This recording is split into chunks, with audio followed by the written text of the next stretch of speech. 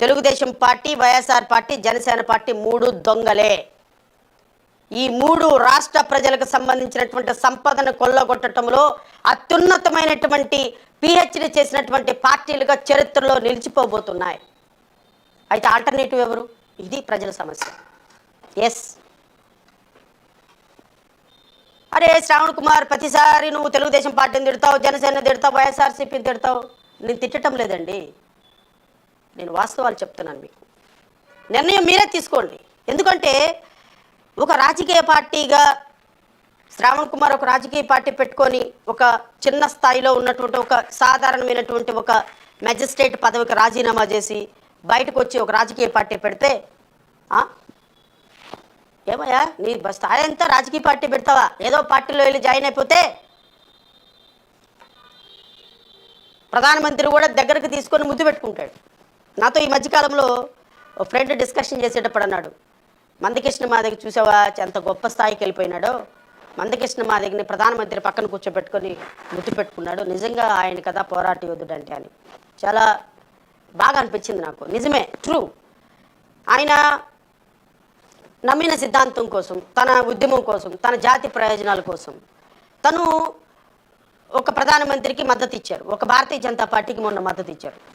అది తప్పేం కాదు, ఎందుకంటే వ్యక్తిగతంగా వాళ్ళకి ఒక పార్టీ ఉన్నప్పటికీ కూడా ఆ పార్టీని ప్రమోట్ చేయకుండా వాళ్ళు ఉద్యమాన్ని ప్రమోట్ చేసుకుంటున్నారు. నమ్మిన సిద్ధాంతం మంచిదో కరెక్టో నేనైతే దాన్ని కామెంట్ చేయను, కానీ వాళ్ళకు ఉన్న సిద్ధాంతంలో ఆ మిత్రుడితో నేను అన్నా కరెక్టే.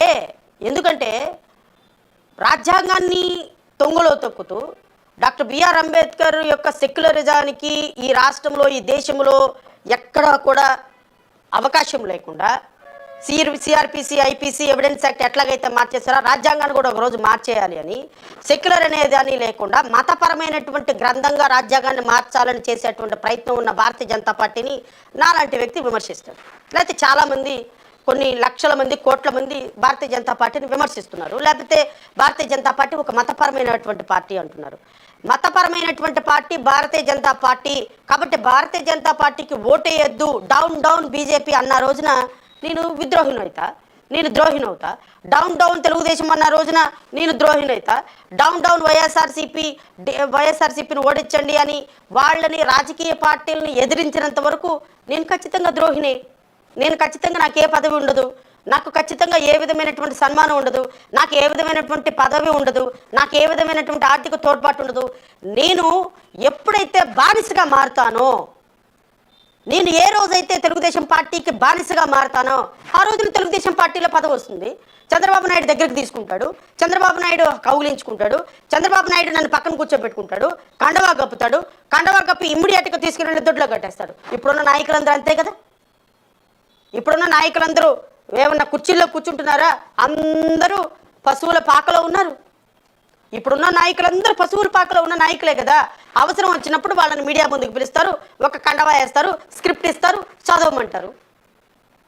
సో ఒక పార్టీ యొక్క భావజాలాన్ని ఎదిరించినప్పుడు నువ్వు శత్రువు అవుతావు.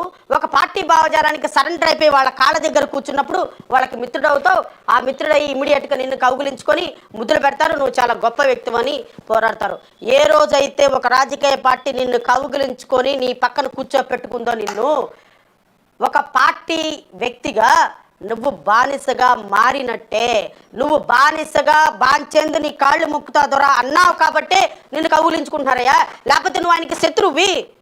డాక్టర్ బిఆర్ అంబేద్కర్ని వాళ్ళ ఫ్రెండ్ అడిగాడు, కాంగ్రెస్ పార్టీలోకి వెళ్ళవయ్యా, నీకు అద్భుతమైనటువంటి పదవి, కొన్ని రోజులకి నువ్వు కాంగ్రెస్ పార్టీకి దేశ అధ్యక్షుడు అవుతావు, ఎందుకంటే దళిత వర్గాలకు చెందినటువంటి వ్యక్తివి, నీకు దేశ అధ్యక్ష పదవి దొరుకుతుంది, ఈ దేశంలో అత్యున్నతమైనటువంటి పదవులు దొరుకుతాయి అంటే డాక్టర్ బిఆర్ అంబేద్కర్ గారు ఒక మాట అన్నారు, కాంగ్రెస్ పార్టీలోకి వెళ్తే నువ్వు చెప్పినట్టుగా అద్భుతమైనటువంటి పదవి, దేశ కాంగ్రెస్ పార్టీ అధ్యక్ష పదవి నాకు దక్కొచ్చేమో ఒక రోజున, లేదా ఒక ఉన్నతమైనటువంటి పదవులు నాకు దక్కొచ్చేమో, కానీ నా జాతిని రిప్రజెంట్ చేయటానికి మాత్రం ఒక వ్యక్తి లేకుండా పోతాడు. ఆ వ్యక్తిని నేనే కావాలి. ఏ సందర్భంలోనూ కూడా నా జాతి ప్రయోజనాల కోసం రిప్రజెంట్ చేసేటువంటి అవకాశాన్ని నేను కోల్పోను.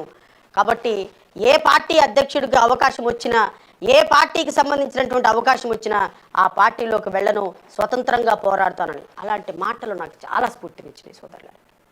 I'm very happy to say. అలాంటి మాటలు చాలా స్ఫూర్తినిచ్చినాయి నాకు. ఈరోజు తెలుగుదేశం పార్టీ అధ్యక్షులు తెలుగుదేశం పార్టీని విమర్శిస్తూ తెలుగుదేశం పార్టీకి ఒక ద్రోహిలాగా నిలబడ్డాను.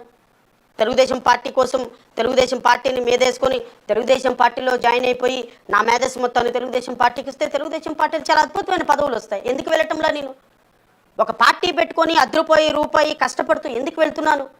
వైఎస్ఆర్ కాంగ్రెస్ పార్టీలోకి వెళ్ళిపోయి వైఎస్ఆర్ కాంగ్రెస్ పార్టీలోకి నేను ఎందుకు వెళ్ళలేకపోతున్నాను? ఎందుకు నేను ఈరోజు ఒక పార్టీ పెట్టుకొని స్ట్రగుల్ పడుతున్నాను? ఎందుకు ఈరోజు ఒక పార్టీ పెట్టుకొని మన బడుగు బలహీన వర్గాల కోసం మాట్లాడే వయసు ఒకటి ఉండాలి అని ఆలోచించుకుంటున్నాను. వ్యక్తిగతంగా మా పార్టీ తరపు నుంచి మాత్రమే నేను అసెంబ్లీలోకి అడుగు పెట్టాలి, ఏ పార్టీ యొక్క కండవ వేసుకొని నేను అసెంబ్లీలోకి అడుగు పెట్టకూడదని ఎందుకు ఆలోచిస్తున్నాను? ఒక్కసారి ఆలోచించమని కోరుతున్నాను నేను విఘ్నులైనటువంటి ప్రజలు.